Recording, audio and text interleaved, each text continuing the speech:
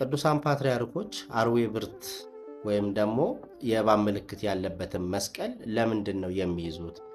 ይህንን መልእክት ለሌሎችም እንዲዳረስ ኮፒ ሊንክና ሪፖስት ማድረጋችሁን አትርሱ።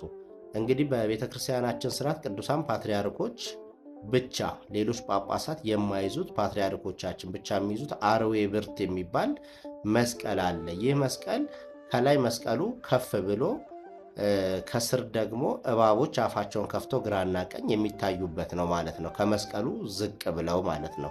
ይህ ነገር ከየት የመጣ ነው ሲባል ሌሎችን እንደሚሉትና ቤተክርስቲያንን እንደሚያንቋሿትና 666 አምላኪ ነች ወይም ደግሞ ጳጳሳቶቻቸው ለሰይጣን ይገዛሉ የሚል አይነት ትምህርት ሳይሆን በመጽሐፍ ቅዱስ መሰረትነት ላይ የተመሰረተ በኦሪት ዘኍልቍ ምዕራፍ 21 ከቁጥር 9 ላይ እስራኤላውያን ከግብፅ ባርነት በወጡበት ሰዓት ላይ ወደ መልካሚቷ ምድር በሚጓዙበት ሰዓት ከሰማይ መናን እያወረደ ከዓለት ውሃን እያፈለቀ እግዚአብሔር ሲመግባቸው ኖሯል። በዛን ሰዓት እነሱም ሰለቸን፣ ይሄ እንጀራ ይሄ ውሃ ሰለቸን፣ በግብፅ ምድር እያለን የተሻለ እናገኝ ነበር፣ በበረሃ እንድንሰቃይ ነው ወይ ከግብፅ ያወጣችሁን ብለው ሙሴና እግዚአብሔር ላይ ሲያጉረመርሙ እግዚአብሔርም የበረሃ እባብ አዞባቸው እየነደፉ ብዙዎችን ሺዎችን ገለዋል ማለት ነው። በዛን ሰዓት እስራኤላውያን ደንግጠው ሙሴ ሆይ ወደ እግዚአብሔር ጸልይልን፣ አንተንም እግዚአብሔርን በድለናል ይቅር ይለን ዘንድ ለምንልን ብለውት ሙሴም ለምኖላቸዋል ማለት ነው። በዚህን ጊዜ እግዚአብሔር በዓላማ ላይ ወይም ደግሞ በእንጨት ላይ የነሐስ እባብ ሰርተ ስቀል፣ ያዩት ሁሉ ወደዛ እባብ በስተ ምስራቅ በኩል በፀሐይ መውጫ በኩል ስቀለው፣ ያዩት እንደሆነ ይድናሉ፣ የተነደፉትም ከመርዙ ይድናሉ፣ የማያዩ እንኳን ቢሆን ድምፁን ሲሰሙ ይፈወሳሉ ብሎ ያን ምልክት ሰቅሎላቸው ብዙዎች ተፈውሰዋል ማለት ነው። ይህንንም በማመልከት ጌታችን መድኃኒታችን ኢየሱስ ክርስቶስ በትምህርቱ ላይ ሲያስተምር በዮሐንስ ወንጌል ምዕራፍ 3 ከቁጥር 14 ላይ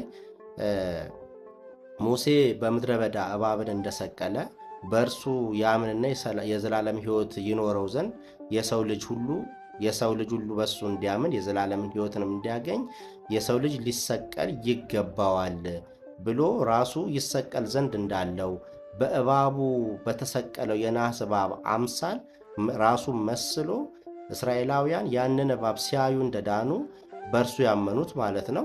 አሁንም በኢየሱስ ክርስቶስ አምላክነትና ፈዋሽነት የባህሪ አምላክነት ያመኑ ሁሉ ይፈወሱ ዘንድ እንዳላቸው ሲያስተምረን እናገኘዋለን ማለት ነው። ስለዚህ ይህ የዓላማ ምልክት ከመስቀሉ ግርጌ መሆኑ መስቀሉ የበላይ እንደሆነ ጌታችን መድኃኒታችን ኢየሱስ ክርስቶስ ዙፋኑ አርጎት እንደከበረበት ብዙ ነፍሳትን ያተረፈበትና ያዳነበት እንደሆነ እባብ ጠላት ደግሞ ከመስቀሉ ግርጌ እንደተቀጠቀጠ ዲያብሎስ ወዶና ፈቅዶ ምርኮውን የሰው ልጅ ነፍሳት ከሲኦል አውጥቶ ለጌታችን መድኃኒታችን ኢየሱስ ክርስቶስ ውሰድ ያንተ ናቸው ብሎ በምርኮ እንደሰጠ እርሱም በመስቀሉ ኃይል ድል እንደተነሳ የምታስተምርበት ቤተክርስቲያን የምትገልጽበት ስለሆነ መሪዎቻችን በሙሴ አምሳል የተቀመጡ ቅዱሳን ፓትርያርኮች ይህንን አርዌ ብርት የተባለውን መስቀል ይይዛሉ ማለት ነው። ስለዚህ አርዌ ብርት የሚባለው መስቀል የነሐስ እባብ ምሳሌ ሆኖ ኢየሱስ ክርስቶስ ራሱን በዛ መስሎ እኛን ያዳነበት መስቀል ምሳሌና ከመስቀሉ ግርጌ እባብ የመጣሉ የመውደቁ ድህነታችን በመስቀል የመፈጸሙ ምሳሌ ስለሆነ ቅዱሳን ፓትርያርኮች ይህንን መስቀል ይይዙታል ማለት ነው።